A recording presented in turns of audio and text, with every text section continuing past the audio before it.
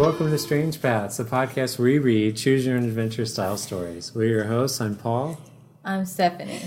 I'm Megan, and deathly ill. And we're so excited for 72. We've had a few technical difficulties. I'm dead inside.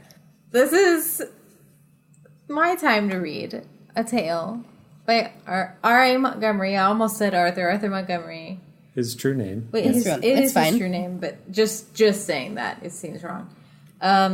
It's called I Love Him to Time, and I'm going to read it. And here's the cover, and you guys can tell me what you think about it. Ooh. So beautiful. So, it looks like we have a ghostly smoke woman.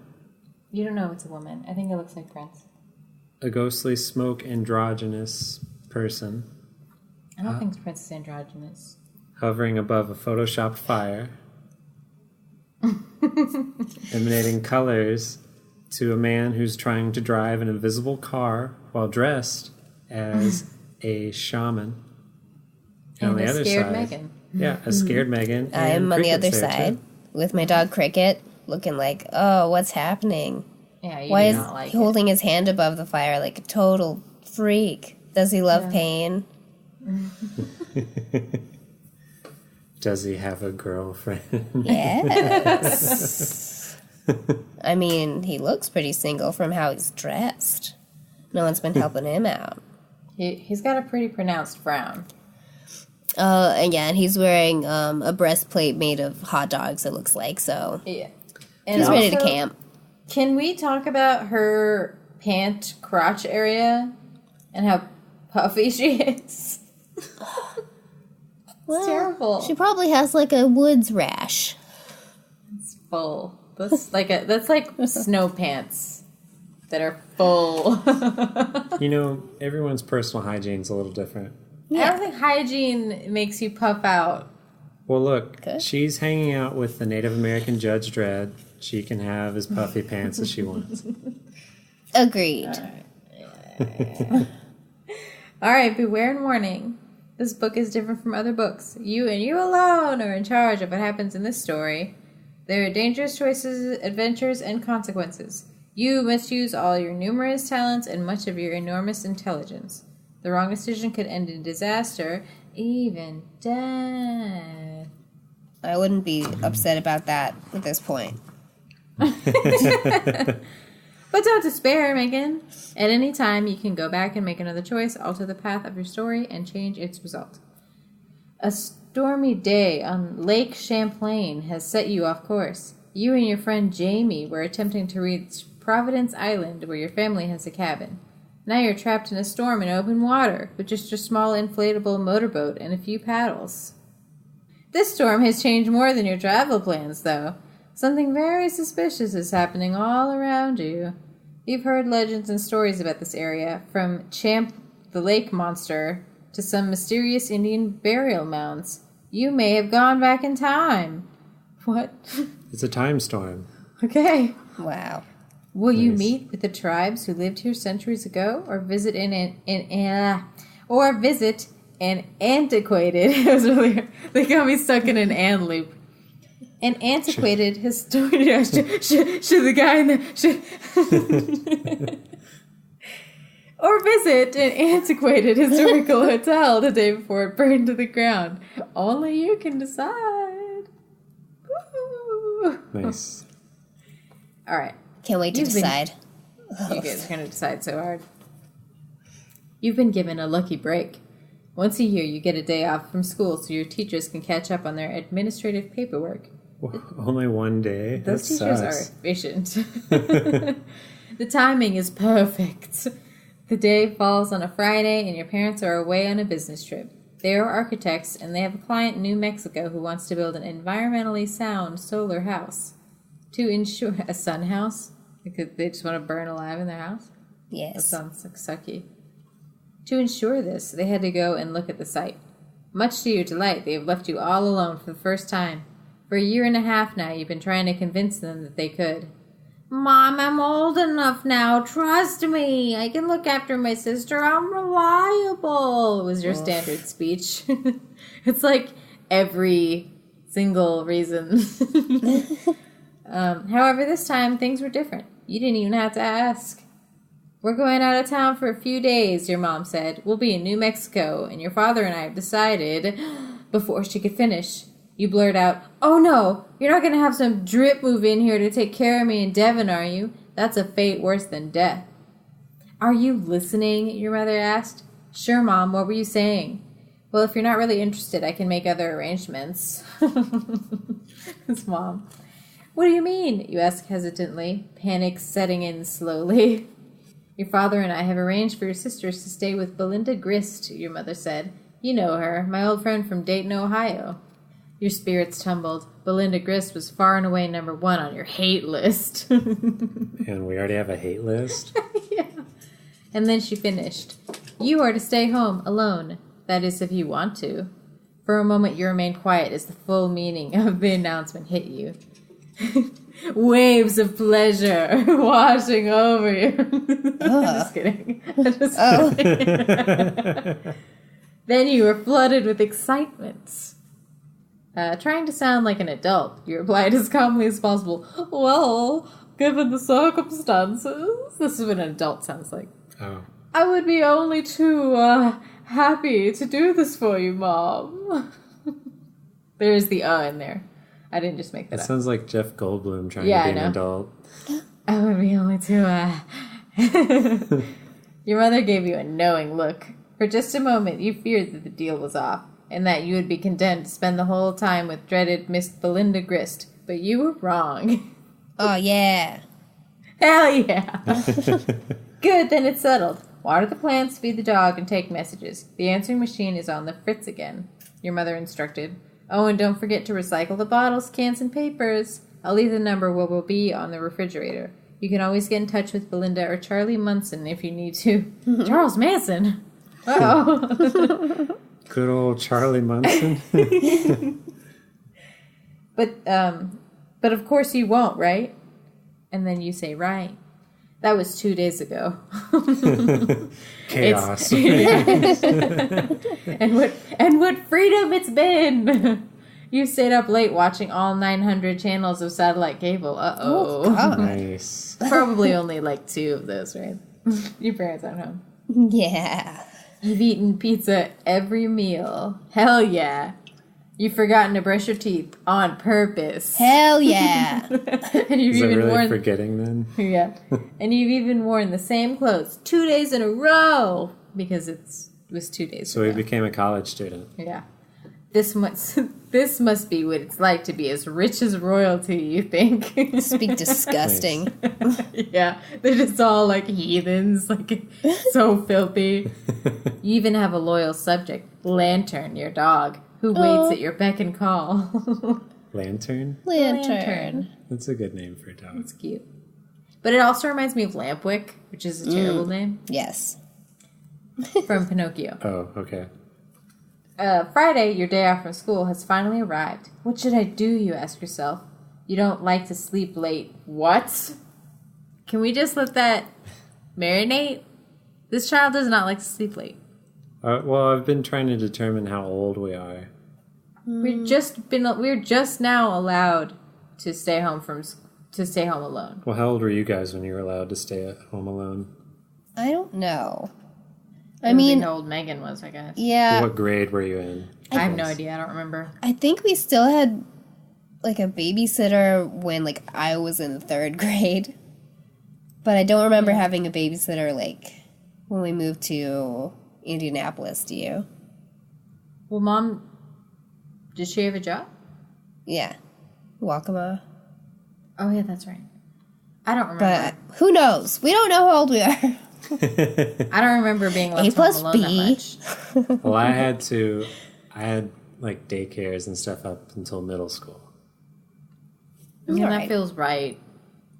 Yeah. So yeah, Elementary school kids shouldn't be home by if that's themselves. the case, then yeah, this is totally unrealistic because I loved sleeping. Yeah, every child likes sleeping late. And hanging around the house, which is pretty isolated, can be boring. Oh my God. I've got it! Eureka! You announced to Lantern. I said that, Oh. Megan. You've been saying everything. Yeah. Who sits anxiously at your feet waiting for a strip of bacon? Lantern will eat anything. What? Even bacon? Even, ambrosia. Dogs love bacon, idiot. Ambrosia salad? I like that. Yeah. He's your dependable garbage disposal and four-legged trash can. That's nasty. It's like, here, eat this diaper. We'll go to Providence Island. How about that, you say, giving him another strip and slapping him playfully on his snout. What? Oh, that's not nice. No, just Beating like the shit out of his dog. no, The just old like trash you think, can. we feed him a piece of bacon and then just give him a little slap. Just Like, knock it out of his mouth. Like, you can't have anything. You only like trash. it's like, look, I want you to enjoy this treat, but I don't want you to not associate it with abuse. Yeah. Here, eat this chip bag. I won't slap you for that. You old dumpster piece of shit. Lantern gives you a kind of nervous yawn. Oh. A cross between a question and a squashed yip. He's afraid of what you're going to throw in his mouth while it's open. He likes the bacon, but you're not so sure about the announcement. So yeah, that's why he's Yeah. cringing. Yeah. That's why he's like cowering in the corner. At that moment, the telephone rings. You hate telephones. They always interrupt what you're doing. Yeah. You think about not answering it, but then you remember your mother's instructions. And yet, if you just let it ring, who will know? Do you want to answer it or not? I think we Yeah. can answer it. I'm lonely. It's probably our parents. There's something about a ringing telephone that has always bugged you. I'm thinking about in Frasier. Daphne's like rang, rang, rang, rang, because I wouldn't let her answer it. Yeah. Anyway, instinct says this call probably spells trouble. Better, but the ring tugs at your conscience. Against your better judgment, you answer it. I feel that way about Aw. any phone call. Yeah, Like it's gonna be bad. yeah, any something of- about happening. Yes. Oh, Yeah, I if we're at a usually- point where they have to call me, Yeah, it's probably bad. nobody calls. Unless it's spammers. Hello, you say cautiously, ready for bad news. There's a pause, a sound of electric beeping, and then a familiar voice comes on the line. You can't believe it. It's Belinda Grest, of all people. I'm just calling to make sure you're all right, she says in her syrupy do-good voice. Are you? For a fleeting moment, you think about letting out a gasp, feigning cardiac arrest, and choking out your thanks that somebody's finally called. But you let the idea go almost as quickly as it forms. Fine, you say. Couldn't be better. I hate you. Thanks for calling, but I gotta be going now. God, you quickly hang up the phone as if it were a poisonous snake ready to strike. Relieved, you slump into a chair. She didn't even That was cold. What? I mean, you didn't even let her say anything. No, he just like, I'm good, fuck off. That was close, you say to Lantern. No, it wasn't. What? Who seems to be hoping for more bacon. But also Why? scared of more bacon. It's like, please hurt me. Then the telephone rings again. This time you refuse to answer it. Let it ring, you say to yourself. You laugh, enjoying the power you have over the phone. All right, yeah, we're definitely in middle school. What nerve, you think, proud of yourself. This guy, am I right? He's got a big old set of cojones. On the other end of the telephone line is a disc jockey from WKYB radio in the North Country. The North Country is capitalized. I don't know why. Well, so much for $1 million winner. As you know, once every 6 months, ladies and gentlemen, we pick a number at random and make one and only one call. If our lucky winner names WKYB as their favorite radio station, they win our $1 million prize. What? Well, it looks like there's nobody home. We'll try again in 6 months, but for now we have a nice day out there in North County. Oh, I said it wrong again. In the North Country. In a way, it's a good thing you will never know who called. The end. Oh my god. And then you die. That was scary. Man, time flew on that island. Yes. Ugh. So you want to So- not answer the phone? Well, I was trying to think, like, so obviously the fire is the bacon. Was the disc jockey the smoke lady or the shaman?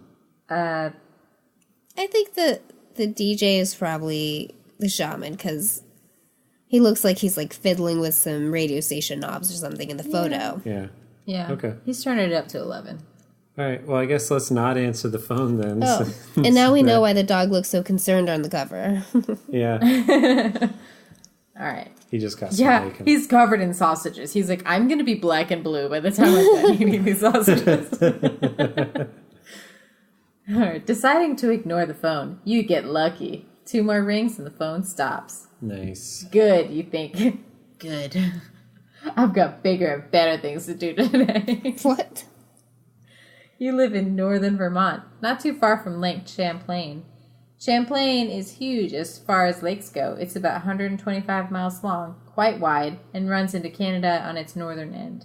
It's beautiful with the Green Mountains to the east and the Adirondack Mountains to the west. They're rugged stone covered in pine, hemlock, and birch. Hemlock? Uh-oh. Is there going to be a test? Yeah. On a lake about 8 miles away, your family has a dock that belongs to Providence Island. Your family has owned property on Providence Island for quite a few years. The island is big.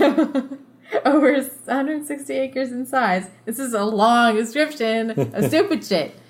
And 1.5 miles long. What? It's situated in the widest part of the lake. When you're out there, it almost feels like you're on a different planet. It's really special, really isolated. Some people say that the past is alive there. No one could hear your dog yip. The dock stretches out into the lake in a big L. It was built years ago, and time has not been kind. Ice, water, and the pounding of waves have all gnawed away at it, leaving raw-looking concrete wounds in its foundation. Ew. Don't like that. Yikes. Off to the side, there's a small boathouse. That's where the family boat is kept. A 13-foot inflatable Zodiac. It's red, and if there's only one person on board, it can go really fast. Your dad said it's one of the safest boats on the lake. You believe him, but in rough weather, the waves come right over the bow, soaking you. That's part of the fun. Yeah! Going out in an inflatable boat in rough weather alone. Your boat can take anything the lake has to dish out, and sometimes that can be plenty. Oh my god. The prevailing winds are northwesterlies. The lake sits in between 2 mountain ranges, and when the wind swoops down off the Adirondacks, zooming over the lake, it hits the Greens in Vermont, where it shifts direction and frequently roars back up the lake from the south. Oh my god, he's still describing. I just glanced. Waves can kick up on Lake Champlain in a matter of minutes. Frequently, they build up to 3, 4, or even 5 feet high. What about 6? Yeah. What about 6, though? I can see that. 7? And the wind can easily hit up to 30 to 35 knots at a clip. I don't know what that means. Needless to say, you must be careful in the lake at all times. Over the years, your dad has taught you a lot about the lake. One thing is that if you beat your dog, no one will know. Just kidding. One thing is that if you're going out, it's always a good idea to bring someone else along. With this in mind, you call up your friend Jamie, who lives down the road. You like her, but she's not much of an adventurer. Still, having Jamie along would probably be a good idea. Besides, she's good company. She's good company. You dial Jane's number. The telephone rings several times. You're about to hang up when she finally answers. Ugh. The lake? Today? Right now? I don't know. Weather looks iffy. She responds to your proposal to go out on the island. I don't know why I made her so frantic. I thought it was you talking first, so I said it like that. But it wasn't. Don't worry, it'll be fine. Haven't you always wanted to investigate those Indian burial mounds on the north end? No. Now's the perfect time. Yeah, I want to dig around at some graves. There'll be nobody around to bother us. You wait for her response. You're sure she'll come. The prospect of investigating burial mounds will entice her. as it does all girls. Yeah. Well, okay. But we'll turn back if it gets stormy, right? Jamie warns. It's not a warning. You betcha, you reply, plunging your fist into the air vigorously. You betcha! Nobody can see what I'm doing except you guys, so it's extra fun. An hour and a half later, you and Jamie are at the dock. Thanks to your mountain bikes, you made it in record time. An hour and a half. With the lantern running along beside you. The poor dog. It's a bright, brisk morning in early October. The lake is so blue and the air is so clear. You can almost see forever. There's a light chop to the water. Nothing to worry about.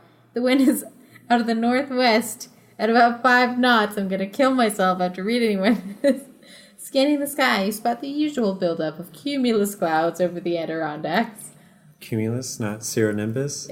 No, cumulus. You judge that they're not storm clouds and proceed. What a day, huh? You say, unzipping your windbreaker. Yeah. What a day, and you just whip it out. Yeah. I mean, yeah, sure is beautiful, Jamie replies. Together, you and Jamie take the Zodiac out of the boathouse. It has silly-looking little wheels attached to the stern, but they make it easy to move the boat around. It's also inflated, so that makes it easy to move around, right? Carefully, you ease it down the ramp and into the lake. You like the way the Zodiac slaps the water as it goes in. There's something about the boat that really pleases you. Maybe it's because Jacques Cousteau, the famous oceanographer, always used Zodiacs. Maybe. Jamie stores the wheels in the boathouse as the lantern jumps on board. You hook up the gas tank and check to make sure everything is in shipshape. Oars, life preservers, fore and aft lines. The motor starts with just 2 pulls. You let it idle. You let it idle for a few minutes in neutral as Jamie climbs aboard. With a nod to Jamie, you put the motor in gear, lean the mixture, and cruise out of the harbor into the open lake. Providence Island lies in the distance. The first set of waves rolls the rubber boat a bit to starboard, but it bobs over the waves like a cork. The bow picks up spray. Oh, I'm sorry, this is so hard for me to read. The bow picks up spray and sloshes Jamie, who sits in the port side. She pulls her scarf tightly around her dark hair and girds herself against the next wave. She doesn't have to wait long. 2 big ones slide over the bow.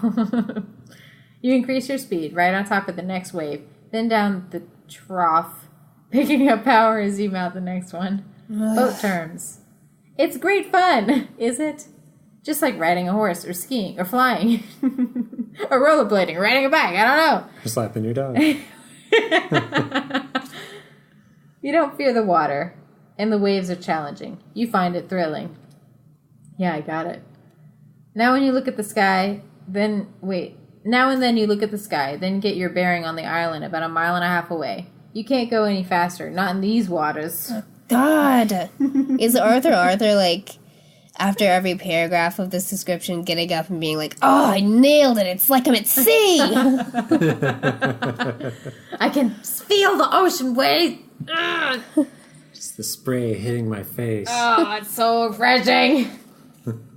You have to take it slow and easy, figuring each group of waves as they come, slowly edging towards the island. Jamie is soaked and looks totally miserable. Look, this is just Arthur's allegory for sex. Yeah. She's hanging onto the bow line as if her life depended on it. Jamie is his lover. Poor Jamie. She'll eat anything. Yeah.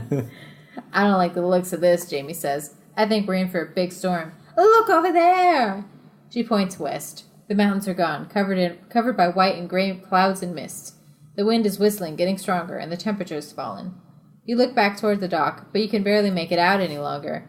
The shoreline is dim and indistinct. In a matter of minutes, the waves have mounted to 4 or 5 feet. So you lied to her when you said that if it looked stormy, that you go back. You're just a monster. You're a terrible Well, we person. just noticed it looks stormy. She's been getting slapped by waves this entire time. A monster wave bashes its way over the port side of the boat, swamping the shallow space that holds the gas can and day packs you and Jamie have brought along. Why'd you bring a gas can? Oh, for the motor. You slow the boat down in an attempt to deal with each wave as safely as possible. Unfortunately, the automatic bailing doesn't work too well at this speed. Water sloshes in the Zodiac, tinged with the rainbow colors of the spilled gas and oil. Uh-oh. Nice. Let's head back, Jamie shouts, her voice thin in the midst of rushing wind and the growl of the motor. Your instinct tells you she's right. However, you're more than halfway to the island. Perhaps you should continue on ahead and seek shelter there. What do you think? Seek shelter on the island. Yeah, let's get out of this water. I don't want to hear anything else about it. Hang on, we're more than halfway there, you called to Jamie above the sounds of the motor and wind. It's not that bad, really. Just think of the stories we can tell back in school. You know, heroes of the lake, stuff like that. What? As much as you try and reassure Jamie, you yourself are worried. The water is rough, but you should make it if you can... Wait, but you should make it, you convince yourself. Jamie holds on to Lantern, the two of them staring with uncertainty on their faces. A vicious gust of wind and water smacks you in the face. It makes you really angry. But then, how can you get angry at the lake? Smack! It happens again. Okay, that does it, you shout to the wind and the waves. I'm gonna slap you now. Here, have some bacon. Grasping the handle of the motor, you apply more power, feeling the red Zodiac chew into the black water. Ugh. We just said earlier we couldn't go any faster. Sorry. You weren't angry enough. A foam of white curls past the bow. A foam of white curls past the bow, then drops off, leaving behind a barely discernible path in the water. Fog drifts by, swallowing you in its grip. Turn back, Jamie shouts, hiding from the full force of the waves by crouching next to Lantern on the floor of the boat. It's too late. Hold on, you reply, trying to steady the boat. The fog shifts a little, and you realize that you are near the south end of the island, way off course. What are you gonna do?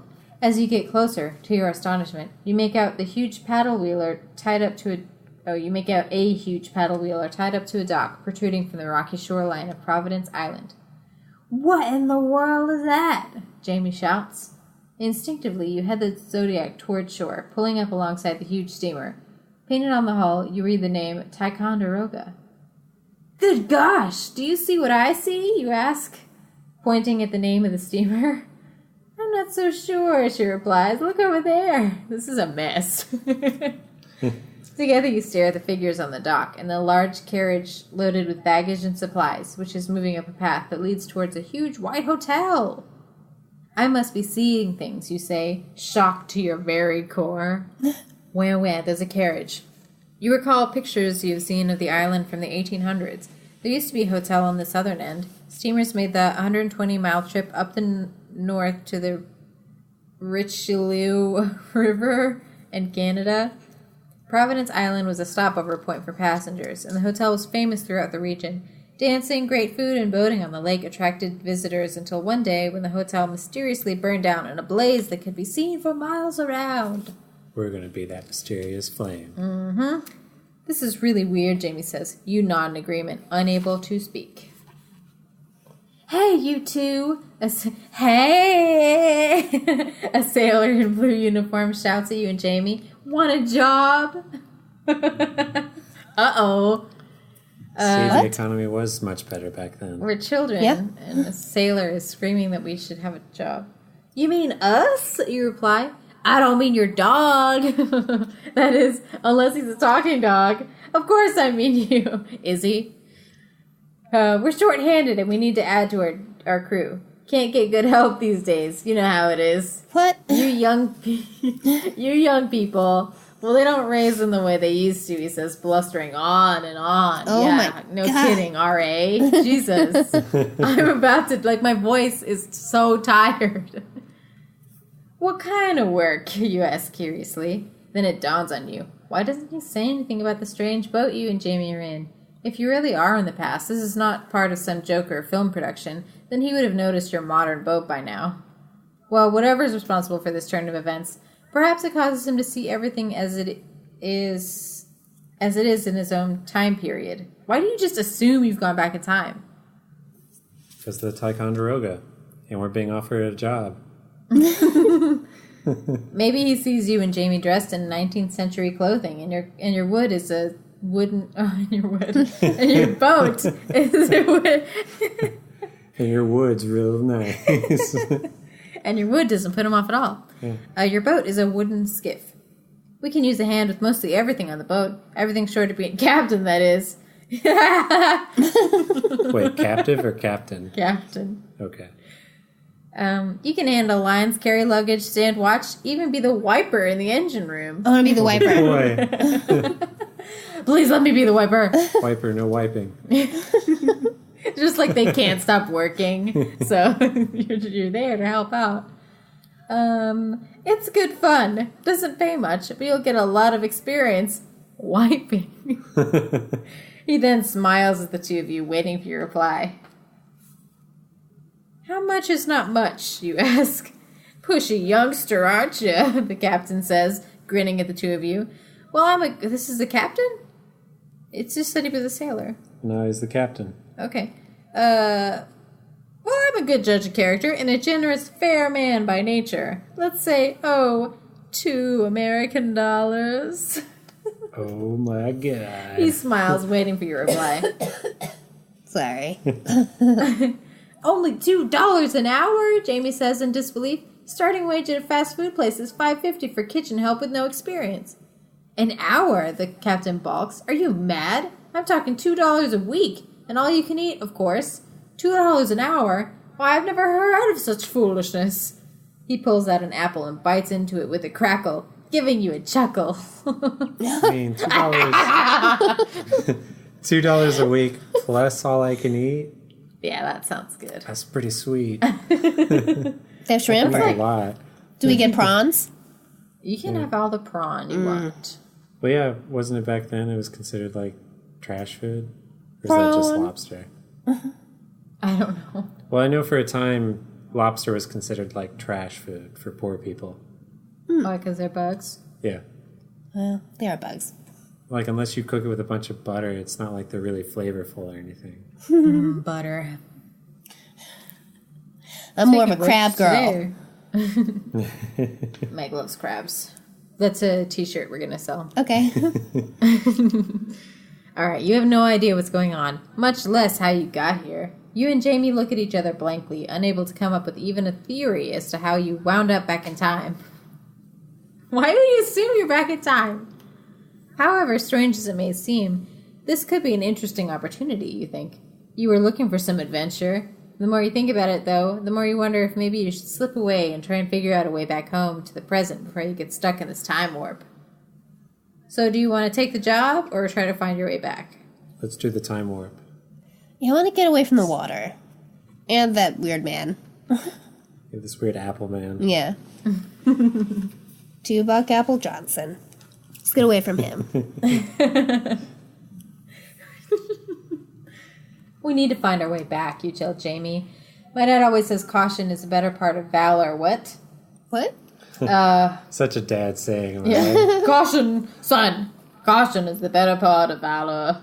Which means don't stick your neck out if you don't have to. We're stuck in some kind of weird time loop. There's no sense in our working on a steamer. It's not going to get us any closer to home. You scan the shoreline for some sign of a familiar path. The rocks are all the same, but the place looks better kept, not at all like the wild island you know. Well, it's about time you came to your senses, Jamie says. Let's get out of here. You lead the way. Back to the future. Don't let him lead anymore. No, he sucks. We need to get our boat up to 88 miles per hour. Lantern bounces up, sniffing the air and ready for anything. The smell of breakfast from the hotel has made its way over to you. It suddenly dawns on you how much bacon he wants to eat. Just kidding. How hungry you are. It feels like breakfast was ages ago. However, now is not the time for a snack break, you realize. It's just like useless sentences, like all on top of each other. I want breakfast, but then again, nah. Follow me, you announce, leading Jamie and Lantern to shore. Hey, you two, where you going? We need you aboard the Ticonderoga. $2 Applechuck shouts, throwing his apple core into the water. Chances like this don't come your way too often, you know. He's right. Ignoring him, the three of you duck into the trees. Soon you find yourself on a beautifully manicured path leading to the heart of the island. Several people pass you in horse-drawn carriages, but they take no notice of you. It's really strange seeing this mixture of past and present. You're still not sure what to make of it all. So bored. You, Jamie, and Lantern stroll leisurely down the broad path, taking everything in, giving in to the summery weather and the smell of pines and cedar. Near the middle of the island, you come across a tennis court and a croquet lawn, full of women in long dresses and men wearing white flannel pants and long-sleeve shirts are playing. I look forward to learning the rules of croquet right now. Yes. Jolly good, sir. Oh, no. I'm just kidding. They don't seem to notice you. As a matter of fact, when you look at Jamie, you hardly notice her either. What? You're surprised to see only an outline. Not much more than a shadow walking along the path. Lantern, too, is just a yellowish blur. Looking down at your hands, you see a silvery glow, but no real human form. Whoa, what's happening? You ask as panic sets in. Oh, did we sleep with our mother? Why? In Back to the Future. Oh. Ew, you're like 12 years old. Yeah, gross. Where are you? It's less gross since he's older. Paul, you. It's always... Keep it to your journal. Yeah, Right. it's your journal. Hey, that was a popular movie. Where are you? Jamie shouts, looking around for you. Where'd you go? I'm right here. Don't worry. Something's happened to us, but I'm not sure what. What do you mean? You're fucking ghosts. Suddenly, Yeah, plain as day. Suddenly you hear a familiar sound from overhead. The roar of the afternoon commuter jet going from New York to Burlington, Vermont. As the jet pierces the otherwise hushed island calm, you begin to see Jamie and Lantern once again as they slowly fade back into view. Looking around, you realize the tennis courts and croquet lawns have vanished. You are back in the present, surrounded by the same familiar-looking trees you remember on Providence Island. You look at Jamie. The two of you shrug your shoulders, and you have no explanation for what happened. But at this point, you no longer care. You're all okay. Right now, all you want to do is go back home. You've had enough adventure for one day. Everything's fine. The lake is flat calm. Your boat skims over the surface like a race car. Then you see it. The head of a huge dragon-like creature breaking out of the water. What? Not more than 20 feet away. Then a set of spiny ridges rise above the creature's looming face. The creature casts you a look that is either a grin or a menacing leer. Then it disappears. You turn to Jamie. Could it be? Lantern barks, and you're certain it was. Champ, the famous monster who has been long rumored to inhabit Lake Champlain. What the fuck? The end. What? Oh, that is such bullshit. You give us all these boring boat facts, and then you finally have something interesting, and you end the story. Oh It's my just like God. like you're back in time. You go on a walk. You're suddenly fine. Everything's normal, and then there's a monster, and you're in the end. And his name's... Is R.A. okay? Oh, Lord. I don't know. I mean, maybe the whole point of that was just to try and entice us to, like, read the other stuff. Because, like, oh, there's a monster now. I can't read any more of this book. I'm so bored. Ugh. Yeah, This was a tough it's one. really bad. Yeah. But there is like so much book left. No. Well, I guess there are Well- just like so many other kinds of trees to just talk about and stuff.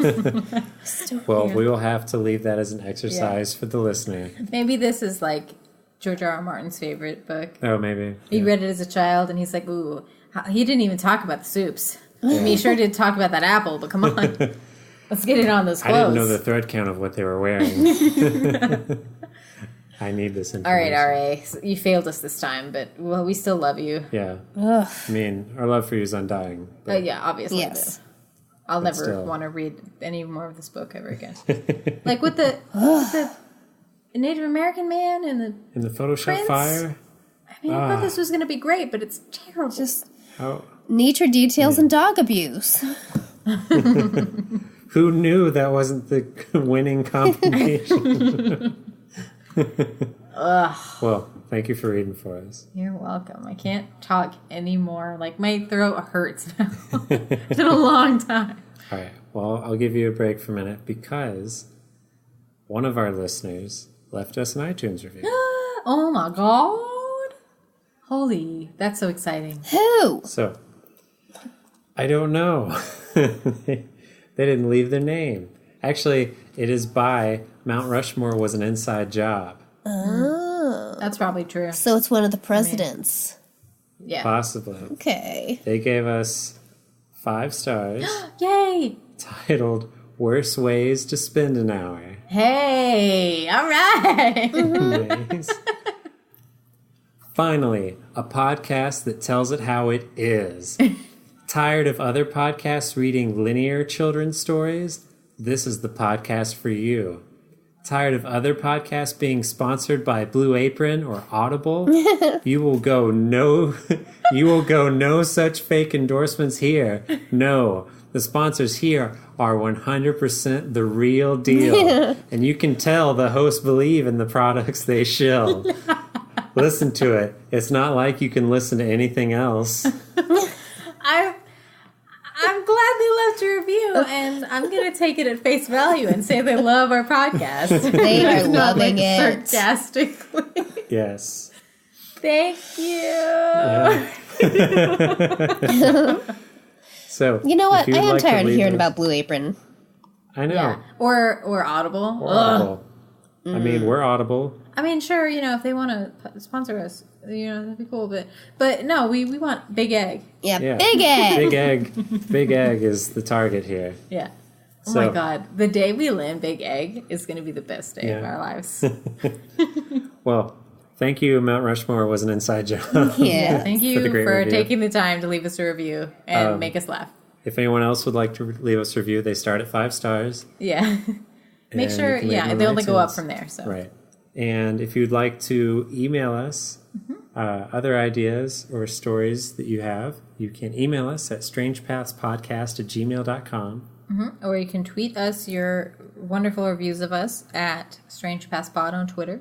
Or you can email me and me alone any kind of reviews you might have for, I don't know, hideous sex dungeon objects at Bozo's Or Glow just Globes. anything, probably. Or anything you want, really. I'm so lonely. At Bozo's... well, Bozo is. Bozo is. Bozo's Glow Globes at gmail.com. Yeah. Send it in. Send it All right. in. We'll have to catch you guys next time. So we'll see you later. And thanks for listening. Bye. Bye, sorry.